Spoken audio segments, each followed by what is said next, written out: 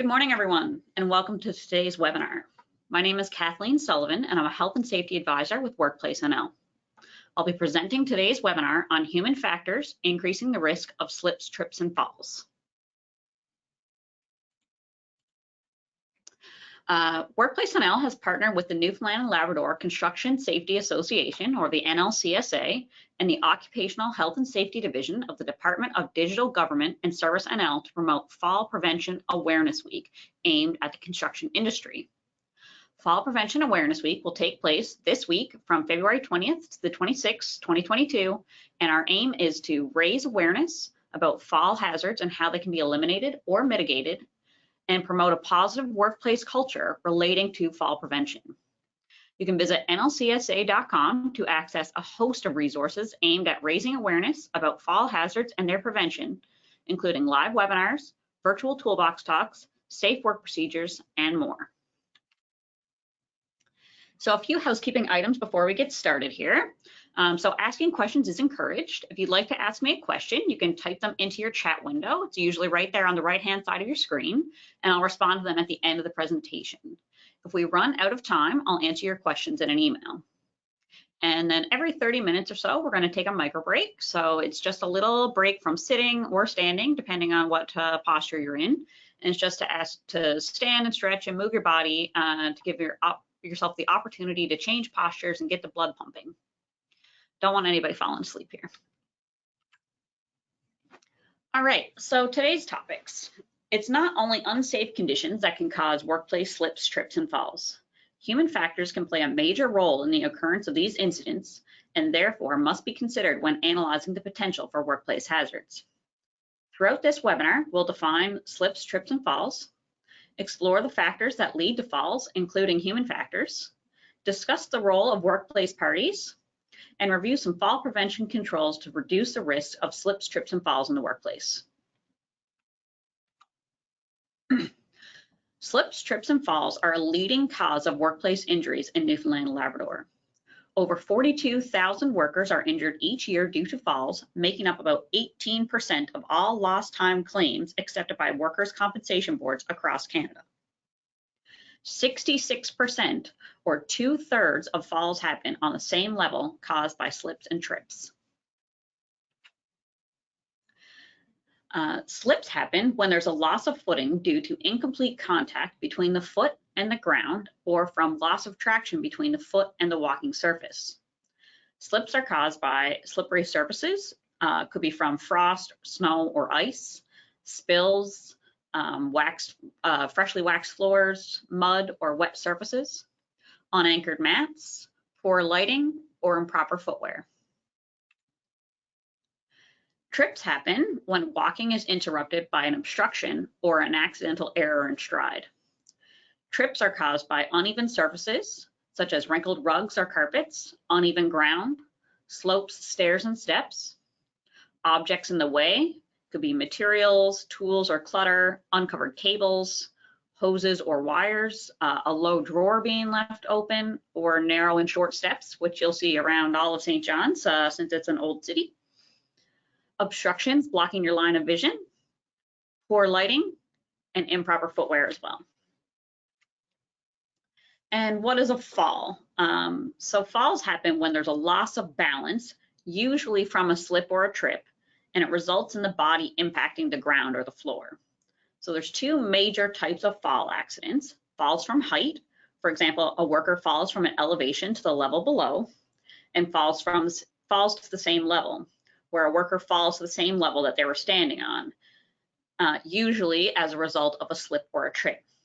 The second type, falls to the same level, are going to be the focus of this webinar.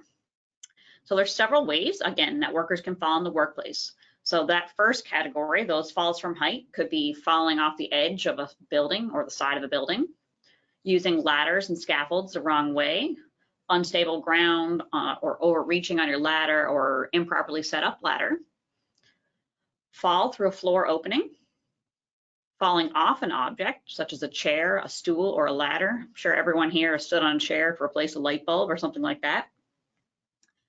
Jumping from one level to another, or climbing on material that is not intended to be climbed on. Those falls from the falls to the same level are generally caused by wearing improper footwear or as a result of a slip or a trip. And those were mentioned in the previous slides there. Injuries can happen whether you fall from heights, such as falling from a ladder, or incurring a slip or a trip at ground level. Most people consider slip and trip injuries to be minor in nature and don't think that they result in permanent injury. However, sometimes even slip and trip incidents can produce serious consequences. Injuries resulting from slips, trips, and falls range from strained muscles, bumps on the head, to more serious injuries, including broken bones, paralysis, or fatality. And in 2021 alone, 579 falls to the same level, for example, those that were caused by a slip or a trip, were reported to WorkplaceNL across all injuries. And out of those, over 2/3 of them resulted in lost time from work.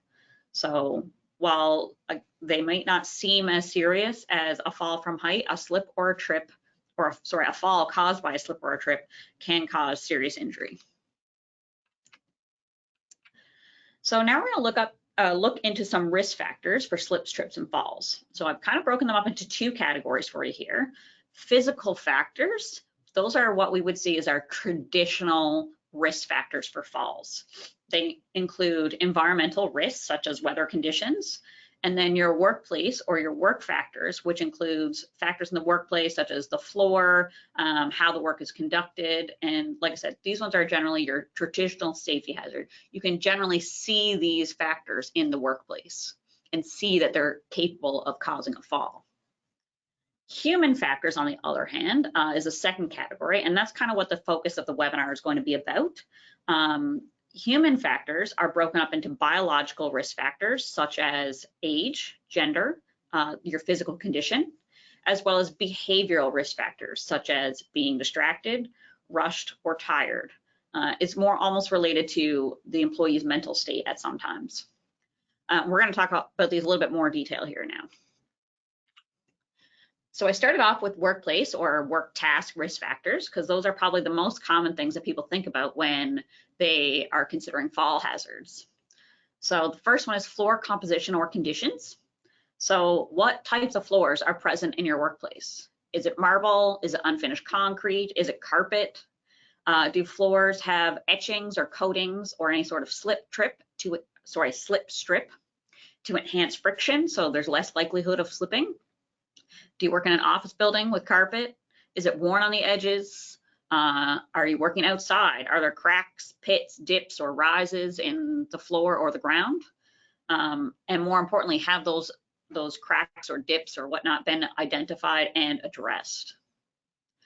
The second factor is foreign substance potential. Kind of sounds weird when you say it like that, but it just means, is there a potential to have dust, debris, oil, water, any waste buildup on the floor and cause a hazard and a slipping hazard? This time of year, we generally turn our focus to snow and ice removal. However, wet leaves can be slippery. So again, you need to think of, are the walkways clear of snow, ice, leaves? And then on top of that, is the salt or ice melting chemicals swept up once walkways are dry? Even though we use salt or ice melting chemicals as a control for a hazard, such as a slippery walkway, they can also still produce a hazard if they're left out or there's too much put out. I've rolled my ankle before on salt that was left out from cleaning up after a icy sidewalk. The third one is surface or level changes. So this would be changes in the type of surface have a high potential for slips. So if a walker is aware of a transition, so if you're transitioning from an outdoor environment to an indoor environment or vice versa, or even in your house, for example, if you go from your bedroom where there's carpet to your hallway where there's wood floor, we have to actually, if we're aware of it, we can adjust how we're walking to transition safely. If we're not aware of it, there's a higher risk of slipping or tripping because we don't know that that surface is going to change. As well, the same thing with level changes. So level changes as little as a 1/4 inch rise in a walkway can cause a person to trip and possibly result in a fall. So a 1/4 inch is really not that much. So if you do have these sorts of level or surface changes in your workplace, make sure that people are aware of them so that they can adjust their walking stride to reduce their risk of slips, trips, and falls. Poor housekeeping. So housekeeping, you're going to see that come up several times in this presentation. And actually, my colleague, Kim Lewis, is actually going to do a webinar tomorrow on housekeeping in 5S and how that can relate to slips, trips, and falls. So tune in for that one there tomorrow at 10 a.m. as well.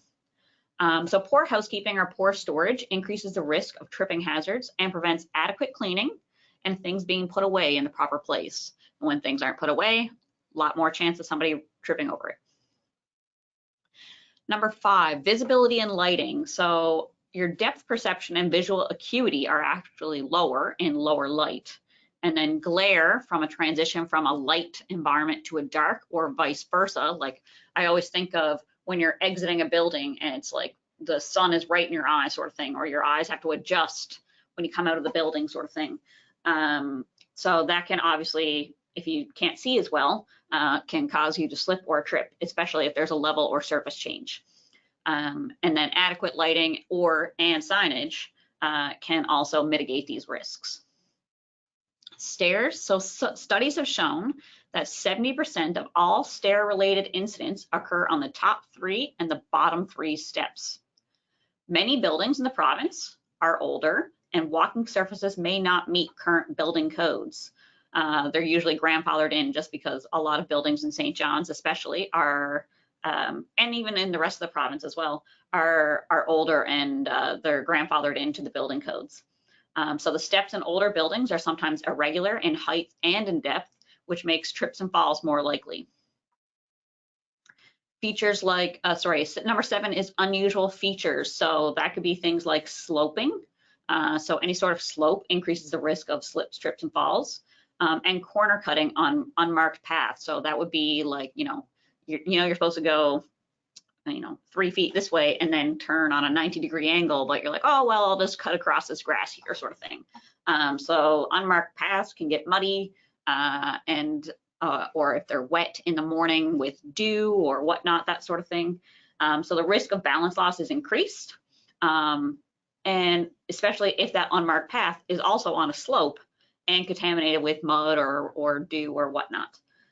So by changing a slope, depending on the slope, of course, by changing a slope to a staircase with handrails and then creating a barrier so we can't go on those unmarked paths, we have to follow a certain pathway, we can avoid those risk factors as well and avoid those slips and trips. And then number 8 is other job factors. So this is kind of the catch-all for everything else that could be deemed as a workplace or a work task risk factor. So these could be deadlines are constantly tight, teams are constantly short-staffed, causing rushing and frustration and fatigue among staff. Is the safety culture low because people don't clean up after themselves? Is there enough space to be able to perform the job properly and safely? And obviously there's many other factors that may put workers at risk for a slip, trip, or fall. Again, this is kind of the catch-all category to get everything else that we didn't cover in this scenario. All right, moving on. So the next type, again, we're still in those physical risk factors right now, are the environmental risk factors. And you'll notice too that a lot of these actually relate to the workplace or the work task risk factors. So it's not necessarily the outdoor natural environment, but more about the environment in which you work. And sometimes workers may or may not have control over these factors. And like I said, they're going to intertwine with those workplace risk factors. So I have a couple examples of different occupations, and I made them just very simple, just so everyone could possibly relate to them. So for example, a mail carrier. The community is their work environment. So some environmental risk factors that they may come across are things like uneven surfaces, snow and ice buildup, pavement or sidewalk cracks, poor lighting, unsafe stairways, and obstacles blocking pathways or sidewalks. So unfortunately for the mail carrier, most of these things are not something that they have control over. So their environmental risk factors may be higher than people in other occupations. If you work from home, or even if you're not working from home, you're just at home, then there are some environmental risk factors there as well. Things like that could be loose carpeting or rugs, cluttered areas, walkways, children or pets. I'm pretty sure I trip over my dog every single day of my life. Poor lighting, and then slippery floors and surface changes. Again, those surface changes are really important and can cause slips, trips, and falls.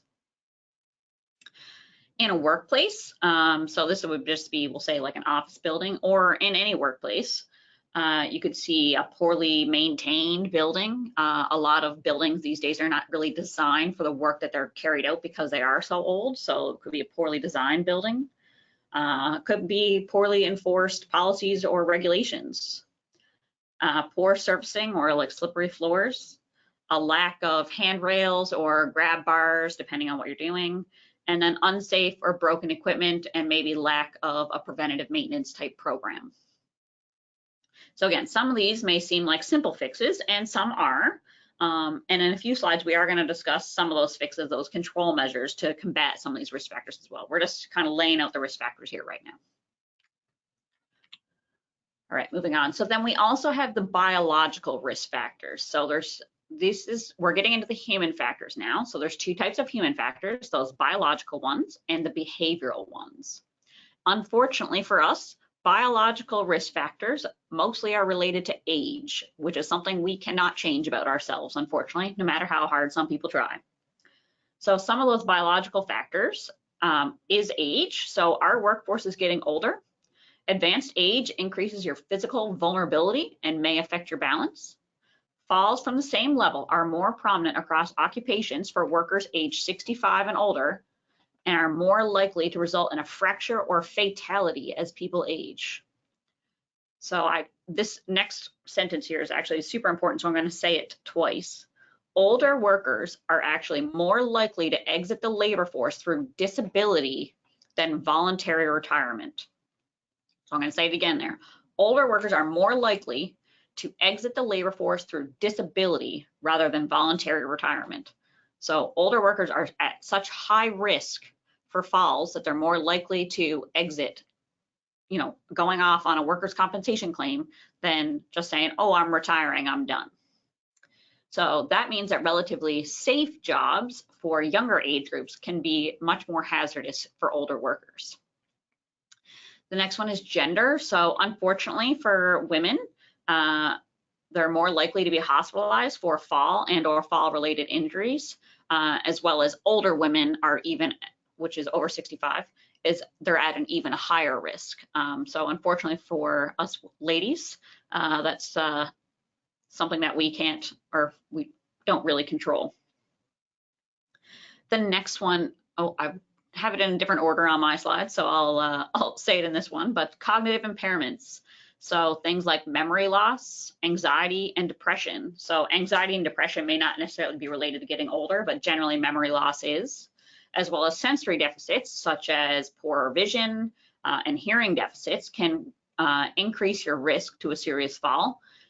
May prevent you from seeing a walking surface clearly, or forgetting what you're doing and turning around and not having your footing set, things like that. The next one is chronic or acute illnesses. So again, things like arthritis, osteoporosis, heart disease, diabetes, influenza, all those things can result in a higher risk, physical risk of falls. And chronic conditions can result in physical limitations that can affect your mobility, gait, and balance. So again, not all those chronic or acute illnesses are necessarily associated with getting older, but they are related to your biology, which is why they're a biological risk factor. And again, another important statistic here, over half of Newfoundland and Labrador residents, so it's about 55% of Newfoundland and Labrador residents aged 12 years and older, so that would be our workforce, have at least one chronic disease, and many people live with more than one. So over 55% have at least one chronic disease. So again, these are things that we need to consider when we're talking about the risk of falls in our workplace. On that same note, some physical disabilities, so it could be related to dizziness, poor balance, or prior injuries, anything like that, or physical conditions that can cause falls due to slower reaction time, poor body mechanics, foot problems, etc. So those are those chronic or acute illnesses as well as physical disabilities. The next few are, I won't say that they're not related, they're related to your biology, but they are things that you can change. Some of those things can't change, unfortunately, but diminished physical fitness. So generally, as we get older, physical fitness starts to decline. This can lead to loss of balance, coordination, loss of strength and endurance, and it can increase your risk of falls. Physical activity in general reduces falls risks, but when we're, especially as we age, we want to concentrate on activities that focus on strength as well as balance. And that's really the key there, that strength and balance, so we can stop ourselves from falling. And then finally, medication. So, and again, this may or may not be related to age, but multiple uses of medications can increase the risk through interactions and potential adverse side effects. So that can also affect your risk for falls as well. So it's important to note that not all employees have the same physical abilities. Whether you're 65 or 25, you might not have the same physical abilities as somebody else your age or somebody else that you're working with. And so safety personnel and supervisors should keep this in mind as they analyze the potential for workplace hazards. All right, finally, we're getting into the last piece of the human factor there, the behavioral risk factors. So behaviors are actions that you perform or exhibit, as well as your mental state that contribute to a slip, trip, and fall injury. So being in a hurry may result in walking too fast or running, which increases the chances of a slip, trip, and fall. Taking shortcuts and not watching where you're going, using your cell phone, carrying materials that obstruct your vision are all common things that contribute to on-the-job injuries. I'm going to go through a few of them. Again, there's more than this. This is just some of the most common ones. So carrying or moving large objects or too many objects that obstruct your view and impair your balance and prevent you from holding onto handrails. This is also known as the lazy man's load. And I can pretty much guarantee you that every single person has probably done this before. Even you're coming home, you got a load of groceries and you load up your arms with all your bags so you can don't have to go back out to the car. Again, you don't have to do that. That's called the lazy man's load, but because you have all that stuff on your arm sort of thing, it affects your balance. And depending on if you're holding something in your hands as well, it could impair your vision. And it makes it a lot more difficult to hold onto a handrail if you got a couple steps going up to your house or whatnot. So we want to avoid doing that. That's a behavior that we have all become accustomed to. So poor housekeeping, again, I told you this is going to come up again. Poor housekeeping could be a workplace factor. It could be a behavioral risk factor. I could just not be a very clean person. So allowing clutter to accumulate and not maintaining a clean work area or clean area in general. Improper cleaning methods. So for example, incorrectly using a wax or a polish, or there's a grease spill on the floor and I clean it up with water. Well, that's actually going to make it more slippery. So just knowing the proper way to clean things in your workplace. Not using signage when slip or trip hazards exist. So again, that's a pretty basic one. If you see a slippery floor or whatnot, or a rut or what have you, having a sign or like communicating that is a behavior that we as workers need to exhibit. Inattentive behavior while you're walking, so not paying attention, getting distracted. Things like using your cell phone is probably the most common one these days, or even sometimes just having a chat and talking and walking and not watching where you're going. My own personal experience, I can tell you, this is a few years ago when I was in school and I was walking on the sidewalk by Prince Philip Drive by Munn, and I was texting at the same time, and I tripped and I fell and I landed in Prince Philip Drive. And just so happened to be lucky for me that no cars were coming. But again, it happens that quickly that things can happen when you're not paying attention or when you're distracted. Next one is taking shortcuts. So not using those walkways that are designated. Again, that corner cutting that we talked about before, that's a behavior. You don't have to do that. That's something you're choosing to do. Not ensuring that cleared pathways are available, and then as well just being in a hurry and rushing around. When you're rushing around, you'll notice you'll get more flustered and whatnot, and you think that things are happening to you, but really you're choosing to do that to yourself. The next one is an employee feeling that they need to rush to keep up with job demands can lead to stress and frustration. And then the last one there, doing one thing at a time. Or too many things at once, I guess, excuse me. So performing at least 2 tasks simultaneously demands a higher degree of attention, balancing skills, and executive function. That's all in your brain, right? So if your brain is doing 2 things at once, you can't pay as good attention to what you're doing. Like when you're walking, you've always heard some people say you can't chew gum and walk at the same time. Well, it's literally you're doing 2 things at the same time. Your brain can only focus completely on one. Some other things that aren't on this list here, so things like footwear, wearing the proper footwear for the job. Again, that's a behavior that you choose to bring to the job as a worker. Wearing your non-slip resistant soles can contribute to a serious fall. Risk-taking behaviors, we're going to kind of talk about risk there in a couple slides, so I'm not going to talk too much about it, but just things like not using proper assistive devices, climbing on things that aren't supposed to be climbed on, clearing snow without using proper body mechanics. Those sorts of things are risk-taking behaviors. Inadequate diet and physical activity, again, so not having a proper diet and physical activity leads to lack of nutrients and vitamins and exercise that can impact your cognitive, so your mental and other biological factors, which can increase your risk for falls. And then, of course, alcohol and other drugs. So this causes impaired judgment and coordination. And when combined with medications or potentially the task that you're doing, may cause dizziness, poor balance, and drowsiness, again, all increasing your risk for falls. So again, although all of these are behavioral risk factors, sometimes the risk or the pressure to perform is coming from internal factors. So that might be me putting that pressure on myself, or it could also come from external factors. That might be, my supervisor yelling at me to hurry up because I'm not getting things done fast enough or what have you. All right, so we're gonna go through this slide and one more, and then we're going to take a little micro break. So what exactly is a human factor? So again, we know that they play a major role in workplace slips and trips and falls, and we know that it's related to those biological and behavioral things that we bring to the job.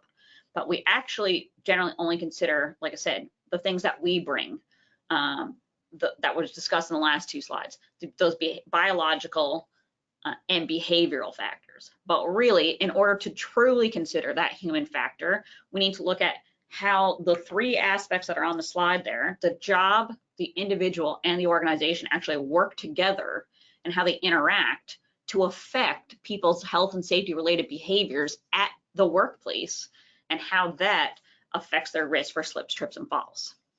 So I'm going to give you an example here on the slide. I know that sounds almost silly, but like when you look at the slide, it makes more sense. So for example, the presence of a slipping hazard in a workplace or not in a workplace is actually not enough to cause an incident on its own. It also requires employees to take their eyes off and mind off the task at hand. And just because a worker is walking and looking at their phone doesn't necessarily mean that they'll slip in that puddle of water. So it takes both things. So it takes both hazards, those human factors, that behavior of not looking or getting distracted, eyes and mind not on task, as well as that physical factor, that slip, to add up to injury causing falls. So again, a little refresh there. So just because there's a hazard doesn't mean a worker will fall, and just because there's a sign doesn't mean that they're safe. We need to consider those human factors, and we need to think about personal safety skills and risk awareness so we can lead to fewer injuries. Okay, I'm gonna leave it there for just a minute. I'm gonna encourage everyone to stand up, do a couple stretches, move your legs and arms around and whatnot, and just take a little break, and I'll be back in just about 1 minute.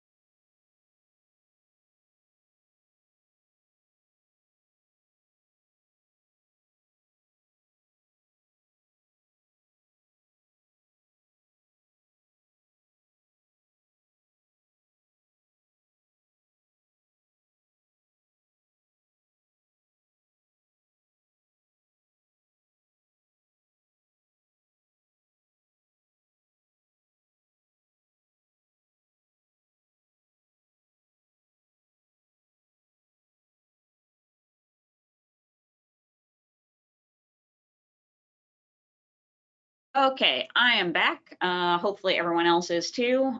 Feel free to continue moving around if you need to, or if you feel in 15 minutes you need to get up and move again, feel free to do that as well. But I'm going to keep going. All right, so the slide on the screen there now illustrates why human factors are so important. So a lot of the data that I've got from this webinar actually came from a study in the UK. And it was done in 2014, and it was called Understanding How Human Factors Affect Slips, Trips, and Falls. I said, oh, perfect, that's the name of my webinar. And it found that the top 3 factors causing slips, trips, and falls were human factors at 54%, so that's over half your falls right there. Wet or slippery surfaces at 25%, and housekeeping issues at 16%. So in total, those 3 things accounted for 95% of falls. So that's a huge percentage, obviously. That's almost 100%. So the main characteristic that the 3 main causes, those human factors, wet or slippery surfaces, and housekeeping issues, have in common is that they can be linked to errors in judgment that people make every day, like how tidy to keep your work area, whether I need to report a wet surface or clean up a wet surface, how fast I should walk, those sorts of things. So people tend to perceive these causes, and especially those human factors, as being less risky than they actually are. That makes it really challenging to find effective and permanent solutions for these sorts of things. Because these factors require constant attention, they can be avoided entirely or made worse by an employee's mental state throughout the day. So I'm going to talk about this a little bit in more detail. In this study, again, we found that most safety programs focus on those physical hazards, the ones that we talked about, those workplace and environmental hazards of slips, trips, and falls. And these are always going to be your first priority because they're visible. You can see them. You know that they're going to cause a fall. But you can't eliminate slips, trips, and falls by only dealing with those physical factors. And like I said, the truth is that many slips, trips, and falls can be made worse by a person's state of mind. And when we're rushing, frustrated, tired, or complacent, we actually make errors and decisions that increase the chance of injury. So as you can see on the slide there, if we're in one of those 4 mental states, so again, that's us, that's the worker potentially, can come from the worker, could also come from the workplace, bringing those human factors into the environment. So they can cause critical errors such as getting distracted, walking faster than is safe, losing your balance, or not having your eyes and mind on your task. They can also influence critical decisions such as wearing proper footwear, response to hazards, holding handrails, or housekeeping habits. So again, it's, if I'm rushing around and I'm running up the stairs and I don't hold the handrail and my boot slips and I fall down the stairs, well, that's a decision that was made.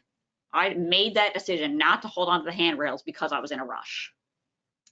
So addressing human factors starts with understanding the risk of what you're doing and the risk of slips, trips, and falls. For example, very few people actually believe that walking poses any risk of injury, probably because the average person safely takes thousands and thousands of steps a day. When we start rushing, or if we're frustrated or tired, the risk of slipping or tripping increases, but our comfort level with walking actually stays the same. So before you're able to reduce slips, trips, and falls, you need to recognize just how risky they can be. And risk tolerance is based on the individual. Information on how to identify risks, for example, having an inspection checklist that covers a variety of common slip and trip risks in the workplace, is helpful, and also encourages staff to inspect all areas of their workplace, internally and externally, to identify those hazards. So again, these are those physical hazards that we're talking about. Those spills on the floor, uneven floors or ground, objects left in walkways or not stored and put away properly, leaks from equipment, recently cleaned wet floors, rainwater or snow, ice, could be outside, or if they're brought inside on people's shoes and that, using stairs while you're carrying objects, sort of thing. So we need to make sure that employees, workers, know what those risks are and know that they can be risky. So on this slide here, we kind of have risk tolerance is actually affected by a lot of things, many things. So there's a couple things that we need to consider. When we're looking at that human factors piece, we need to ask ourselves, what risk factors do I bring to the job? And what do we think, do, and perceive that contribute to the risk of slips, trips, and falls? So for example, these are a few examples on the slide. There are always more. We need to consider our personality. Do you ignore instructions or take risks? Do you hear somebody tell you what to do and then say, oh no, I'm gonna do it this way instead? That's your personality. That's something that's a risk factor that you bring to the work. Fatigue. How do you act or perceive risks when you're tired? I'm not sure of the statistic, but it's something I've heard before. And I meant to look it up before I came here, but I forgot. The most amount of car accidents in the United States is the Monday after daylight savings time, because everyone lost an hour of sleep, so they're tired. So they may perceive something as something as simple that you do every day, such as driving, as being safe when they're actually more tired, and actually puts them at a higher risk of getting injured in a car accident. Behavior, do you rush around or take shortcuts? Again, is that something that you put pressure on yourself or coming from an external environment as well? Perception, how do you absorb information about your environment? Do you perceive that puddle on the floor as being risky, or that dip in the ground? Do you perceive that as being a hazard? Capability, do you carry out tasks beyond your capabilities? Again, that's that lazy man's load, saying, oh, I can do it all in one trip, or carrying something that's too high for you to see over, so just to say that you can, or just saying, oh, again, I can get it done in one trip, or I can do this myself, as opposed to having to go get a forklift or whatnot. And then communication, how do you communicate or comprehend risks? So did you communicate that dip in the ground or that puddle on the floor to your coworkers? Was it communicated to you? Did you listen? All those are related to communication. So again, as a worker, we need to consider all of these things and say, okay, which things do I bring to the workplace? And as an employer, some things that we need to do, we need to be able to change our employees' risk perception or risk tolerance to make sure that they understand how risky things are, or their work is, or the workplace is. So some common techniques that employers use to change that risk perception or risk tolerance is playing videos or sharing stories about how the slips, trips, and falls in your workplace can impact your life or somebody else's life. Providing statistics about the dangers and, again, potential severity of slips, trips, and falls, and asking how much an injury would limit them at work, at home, with their family, in sports and hobbies, and how that slip, trip, and fall, that injury would affect their lives. Generally, the easiest way to change risk tolerance is through experience.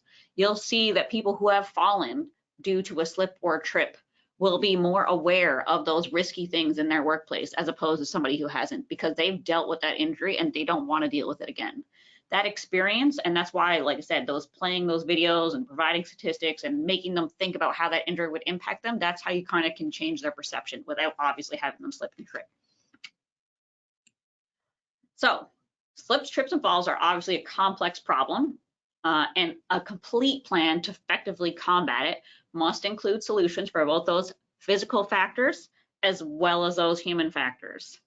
And many safety programs already do a great job of reducing the slipping and tripping hazards by providing rules, procedures for cleaning and maintenance, and controlling those physical safety hazards that we talked about. But again, that's only one side of the coin there. We need to think about how employees are influenced by the state of their mind, and how you only need to get distracted one time or sidestep the rules once and cause a slip, trip, and fall. As an employer, you need to address both those physical factors and give your employees those safety skills, that awareness of their own human factors to reduce their chances of slipping and tripping. Again, wet floor signs are important, but they don't work if people aren't paying attention. And rules about housekeeping are no good if employees are in a rush and forget to follow them. So human factors training, and again, I'm making it sound like it's a big undertaking, but it's not. It encourages employees to take personal responsibility and build safety habits that, combined with the company's responsibilities, which we're going to look at on the next slide there, can reduce the frequency of slip, trip, and fall incidents. So this is just a summary slide. I'm going to talk about each of these in more detail there. But again, you can't force people to pay attention, but you can help them understand, again, how their mental state affects their safety. And you can empower them to take personal responsibility by giving them the skills, the awareness, and the habits that you want them to create so they can succeed at preventing slips, trips, and falls. So we need to work together and have the company take responsibility and the worker take personal responsibility to reduce slips, trips, and falls in the workplace. So again, I'm going to talk about each of these in a little bit more detail here now. So the employer responsibilities. So the first thing that they need to do is identify roles and responsibilities for each level of work at the workplace, the worker, the supervisor, manager, what have you, lead hand. Identify who's responsible for doing what. The employer is responsible for performing risk assessments, and again, identifying those hazards that lead to slip, trips, and falls, and then inform workers and supervisors of them. When you're doing these risk assessments, you really need to take into account everything.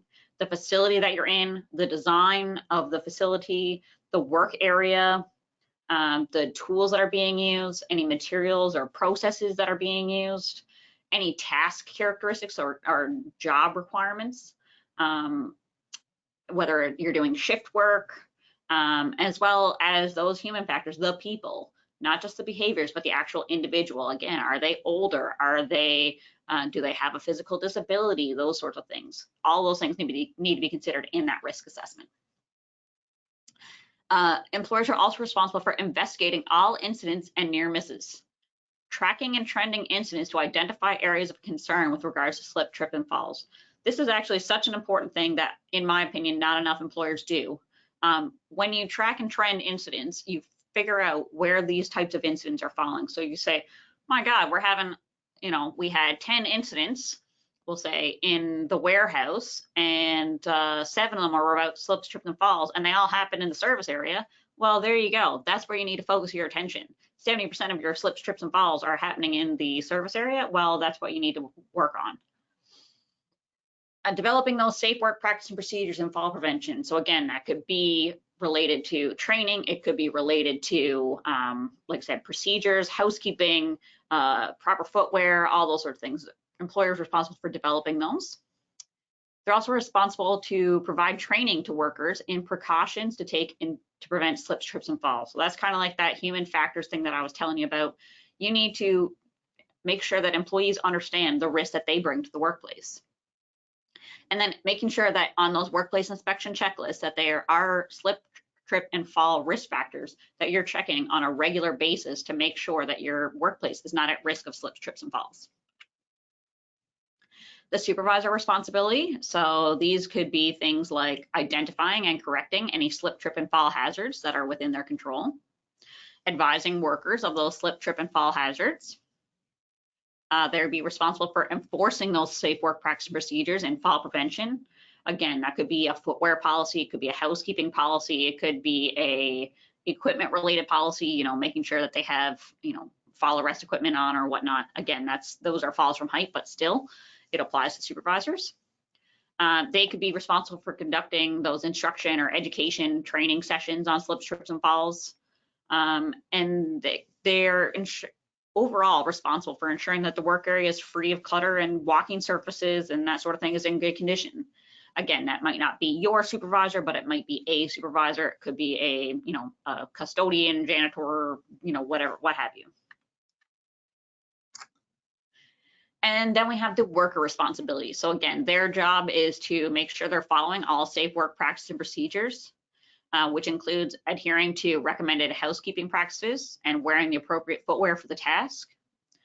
They're responsible for identifying and reporting hazards and fixing unsafe conditions immediately if they can, again. And when you do those things, like I said, if you see a spill, for example, clean it up or make arrangements for it to be cleaned and make sure again, you're reporting any damaged mats or floors or anything like that, a lot of people assume that somebody else might have already reported it, so they won't do it. Or well, everybody sees that, so I don't need to report it because everybody knows it's there. That's not necessarily true. And again, if you see, something on the floor where somebody might trip over it, pick it up, move it, put it where it's supposed to go. Make sure that the situation is safe. And then, of course, they're also responsible to participate in those training sessions to prevent those slips, trips, and falls.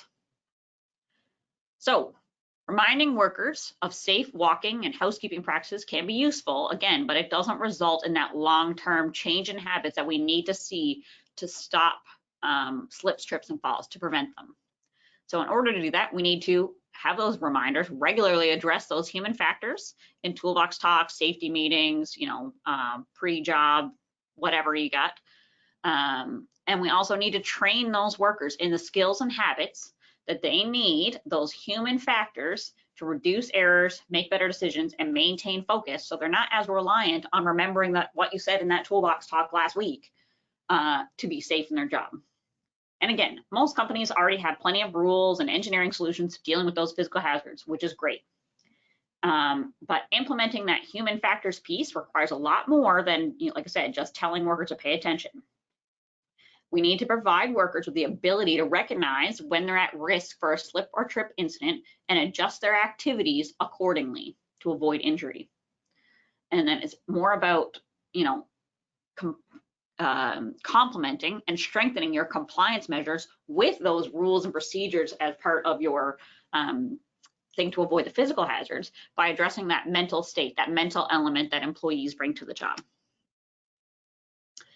And again, that comes into play in the middle of a busy workday or at the end of a long shift when workers are most prone to slipping into distraction or rushing around to get something done. And workers need to rely on their personal safety skills, again, not just what necessarily the rules are. And employers need to, again, train them to help them develop those safety skills and empower them to continually think critically to choose those safe behaviors. So a couple of examples. Again, they're not, crazy out there examples. They're very basic things. Adjusting your walking speed or stride to suitable to whatever task you're doing and the walking surface that you're on. If you're walking outside on an icy surface, you're not going to be going very fast. Adjusting that speed. Using 3 points of contact on stairs and ladders. And again, that's a very basic thing, but making sure that people are doing it and making sure that that's a habit that they build from the beginning to make sure that they continue to do that at all times. Taking your time and paying attention to where you're going. Making wide turns at corners so you don't run into somebody or trip over whatever's in the way there potentially. Wearing appropriate footwear. Avoiding sudden pivoting or turns. Again, that can put you at risk for your balance being off and causing a risk for a slip, trip, and fall. Getting them to plan ahead, choose the safest path, and make sure they're walking it to identify any areas of concern. Not getting distracted and using your cell phone while walking. Again, that's one of the biggest ones that's been coming out lately. Again, cell phones are a dime a dozen. Everyone's got one in their pocket pretty much.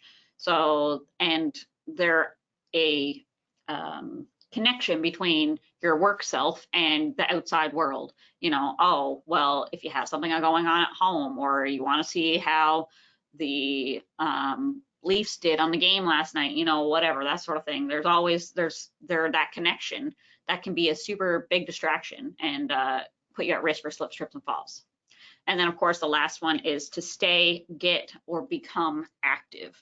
Making that physical activity will reduce that risk for falls, especially when we focus on strength and balance. All right, and so again, we've already kind of discussed this, but when workers are in a rush, their ability to make good decisions is compromised, which makes them more rely on those habits that they've built. So when we do look at that habit building cycle, we need to build and strengthen those habits as a continual process of examination and reinforcements. And we need to say, okay, I just slipped and fell. What do I need to do? I need to analyze what I was doing. I need to adjust them. I need to practice this new habit. Okay, well, I'm going to walk slower, or I'm going to push this cart instead of pull so I can see where I'm going or whatnot. And we need to examine those results. Oh, hey, I didn't fall that time. I need to continually do that. learning those habits are important, but it requires motivation, support, and reinforcement. Again, that reinforcement piece is really big. You need to be continually doing this. And that's why it's necessary to implement that human factors into your training so that people have the ability to motivate themselves to improve their own safety skills. All right, so getting into the last piece here, we're just going to look at some controls for human factors and what we can do to reduce the risk of slips, trips, and falls. Now, generally, when we think of controls, we think of the hierarchy of controls. You know, you got your elimination, substitution, engineering, administrative, PPE. So going back here now to the study that I had looked at when I was doing this webinar, they related it into high, medium, and low priority controls. And it's related to the amount of incidents that they cause. So I kind of really liked how that happened. So that's how I've displayed them here. And you can figure it out yourself probably if you're familiar, which are engineering and which are administrative and which are PPE. But this is the way I laid it out just because I thought it was a little bit more understandable with regards to slips, trips, and falls especially. So again, high priority control measures were the ones that were associated with the most amount of falls that was done in this study. Oh, I already said that. Okay, so the first one is ensuring that all workers and workplace parties are aware of their health and safety responsibilities. Again, sounds easy and sounds like something that's like, common sense, but common sense isn't common. It's something that we need to make sure and reinforce that people all know what their responsibilities are for health and safety in the workplace. The next one, providing workers with regular health and safety training, including identifying and reducing slip and trip risks. So again, ensuring that, customizing that training around the actual work situation. So not having someone sit down at a computer and have them watch a webinar, for example, on slips, trips, and falls. Just helps them raise awareness and also help create ownership. They can identify, oh, this is my current job. This is what I'm doing, and see, oh, that's a slip or a trip hazard. How do I deal with it in my work? We also have to make sure that that's regularly occurring. So again, that reinforcement is occurring. And then again, if maybe you can't customize the training, but you can show staff pictures or something of their work environment. Ask them to identify what's a practical way of reducing this risk for this task. It could be tested on that action depending on how your workplace works. And again, make sure when we're doing this training, we're incorporating those human factors, those risks that employees bring to the job, those behaviors and whatnot. The next thing is ensuring effective maintenance and housekeeping programs are in place. Again, sounds really easy, and most places probably do have maintenance and housekeeping programs, but keep making sure that they're enforced and are currently followed. Conducting regular checks of workplaces to identify slip and trip risks and implement controls. Again, sounds really easy. Sounds like I do that anyways, but making sure that those slip and trip risks are identified. Again, it could be, a chip out of a floor or a puddle or whatever, and just making sure that it's actually being identified and reported so it can be controlled. And then, of course, again, sounds really easy, displaying warning and caution signs and regularly communicating. Again, regularly communicating is the key words here, those slip and trip hazards to workers and the measures that are in place to control them. All right, so moving on to the medium priority control measures. So again, a lot of these are going to sound really easy, and a lot of them are, but providing recognition for good safety behavior. Again, sounds really easy. Say, hey, thanks, Joe, for cleaning up that spill. I hadn't gotten to it yet. Or, oh, thank you for reporting that hazard to me. That's good safety behavior. If people are recognized for it, they'll continue to do it. Encouraging workers to report and then deal with those slip, trip, hazards. So making sure that they understand their personal responsibility to deal with a slip, trip, and hazard immediately if they can. Involve workers in generating solutions to control slip, trip, and fall hazards. This is so important. Workers are the experts in their job. If you're saying, oh, we're going to implement this new policy, and they're like, we can't do that, or it won't work, there's probably a reason that they're saying that. Sometimes, sure, some people are just, grumpy and whatnot, but a lot of times that they have, good solutions, or they know what will work and what won't work in their workplace. And again, investigating all slip and trip incidents. To me, this should be a high priority, personally. Again, investigating them and then tracking and trending them so you can figure out what's happening and figure out what you need to identify, or sorry, what you need to control to prevent that reoccurrence. And again, when you do implement a control, we also need to investigate the effectiveness of those controls as well. Review and provide feedback on incidents at staff meetings or safety meetings, whatnot, to emphasize the importance of those slips and trips. Supervising workers and enforcing those health and safety rules. Again, making sure there's consequences if someone's not following a procedure or a practice, or they're not wearing their PPE or their footwear, or they're not cleaning up their work area. Those are actually super important in reducing the risk of slips, trips, and falls. And then finally, again, this one might be a little bit more tangly, but considering slips and trips hazards during your procurement process. So for example, again, if you're purchasing mats, for example, do they curl at the edges when they get dirty? Is it in a spot where it's going to get very dirty? Does it absorb water so that when people come in from outside, you're not, it absorbs the snow and rain and whatnot coming off their boots and whatnot. So again, those are things that, that one might be a little bit more tangly to implement, but it is considered a medium priority control measure. But again, most of the rest of them are quite simple things to actually do. You just have to make sure that you do them. All right, second last slide here, guys, now. So the last one here is low priority control measures. So again, we did our high, medium, these are the low ones. So these ones were associated with the least amount of incidents that was done in that study, but ensuring workers are provided with adequate cleaning materials and that spills are cleaned up immediately. Sounds very simple. Storing cleaning materials close to where spills may occur. So if you're using a lot of liquids at a station, it might be a better chance that a spill is going to happen there. Making sure there's cleaning materials close to there so that they don't have to walk across a building or walk across a site in order to clean up the spill. Ensuring workers wear the appropriate footwear. Again, very, very simple thing to do. And then finally, ensuring the floor surface or the finish is adequate for the environment. So again, if you're in a spot that's going to be really muddy or rainy or whatnot, so make sure you're putting something down, or you're adding those slip strips to increase traction so that you're not going to have anybody slipping or tripping or falling. Okay, so that was the end of the presentation there, guys. So just a quick recap. So if you're only addressing those physical causes of slips and trips, then you're actually only dealing with half the problem. Wet floor signs and other hazard warning systems don't work if the employees are distracted and fail to notice them or heed their warning. If you don't address human factors, then injuries will continue to happen no matter what other measures you take. All workplace parties have a role to play in dealing with slips, trips, and falls. Employers, supervisors, workers, everybody has responsibility, and everyone should be taking personal responsibility to reduce the risk of slips, trips, and falls. And finally, it is possible to train workers to develop personal safety skills and be more aware of where they are, how they're moving, and which can drastically reduce the number of human factors related incidents, as well as foster a strong safety culture, instill personal responsibility, and readjust people's perception of risk. All right, that's the end of the presentation there, everyone. So if you have any questions, 11 o'clock, right on the dot. If you have any questions, you can type them into your chat box. I know Tammy is monitoring it for me.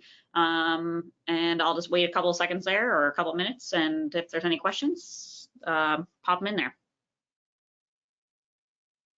Yeah, I just wanted to say thanks again, Kathleen. Really great job, great information. And folks, I did just put in the chat box there that a recorded copy of this webinar will be available on the Fall Prevention webpage tomorrow. So if you have, other people that you feel might benefit from seeing this webinar, the link will be there for the recorded video. So thanks very much for participating. And as Kathleen said, if anyone has any questions, we'd be happy to take them.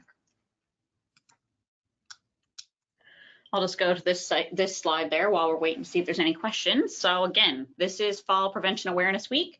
It is this week, February 20th to the 26th, with a collaboration between WorkplaceNL, Occupational Health and Safety Division of Digital Government and Service NL, and the NLCSA, the Newfoundland and Labrador Construction Safety Association. And if you go to nlcsa.com, they have a host of resources aimed at raising awareness about fall hazards as well as their prevention, including live webinars, virtual toolbox talks, safe work procedures, and more. And as Tammy said, this one will be on the recording will be there tomorrow. Correct. And there'll be another live webinar tomorrow again with Kim. She's going to be talking about some housekeeping and 5S practices to reduce falls in the workplace. Yep, we have 2 webinars on Thursday and 2 webinars on Friday as well. So again, I encourage you to go to the page if you haven't already registered for them. Perfect. Okay, well, that looks like it, Kathleen. Thank you again so much for the presentation. I think it's something we definitely need to talk a little bit more about. So great job. Perfect. Thank you, everyone. Thanks, folks.